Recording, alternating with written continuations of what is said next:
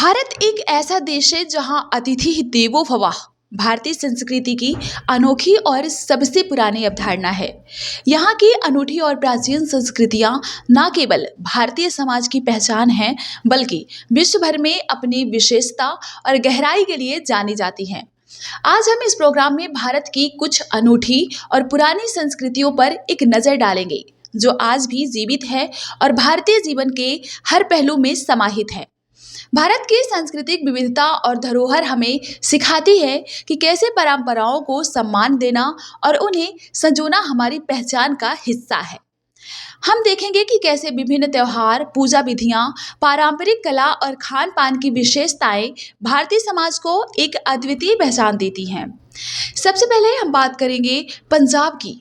तो पंजाब भारत का एक ऐसा राज्य है जहाँ की सांस्कृतिक धरोहर परंपराएं विश्व भर में प्रसिद्ध है। पंजाब के रायपुर जिले में हर साल ग्रामीण ओलंपिक का आयोजन किया जाता है। यह एक अनूठा और एक खास आयोजन है जो पंजाबी ग्रामीण जीवन की जीवंतता और ऊर्जा को दर्शाता है।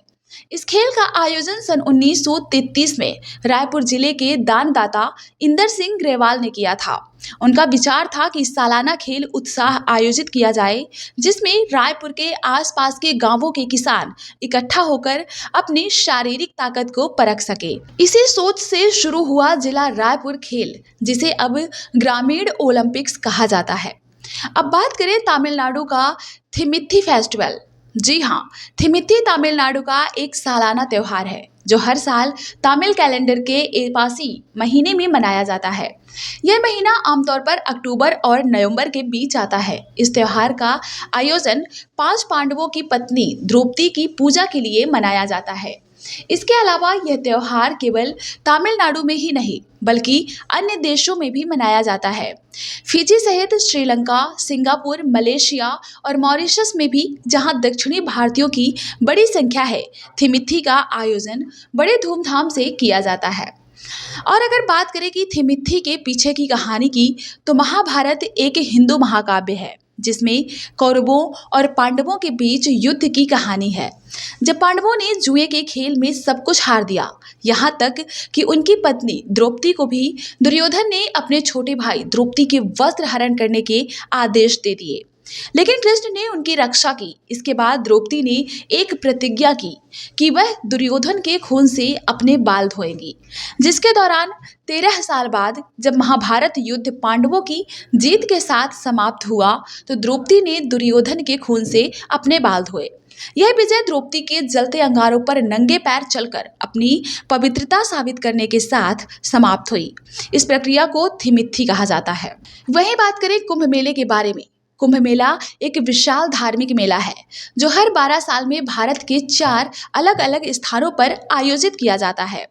हरिद्वार, इलाहाबाद, उज्जैन और नासिक में यह मेला हिंदू धर्म के 4 प्रमुख तीर्थ स्थलों पर आयोजित होता है और इसमें लाखों लोग भाग लेते हैं।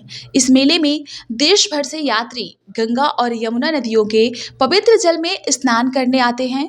वहीं यह त्योहार प्राचीन हिंदू पौराणिक कथाओं से संबंधित है और हर बार 12 साल में 4 धार्मिक स्थलों में से एक स्थान पर मनाया जाता है।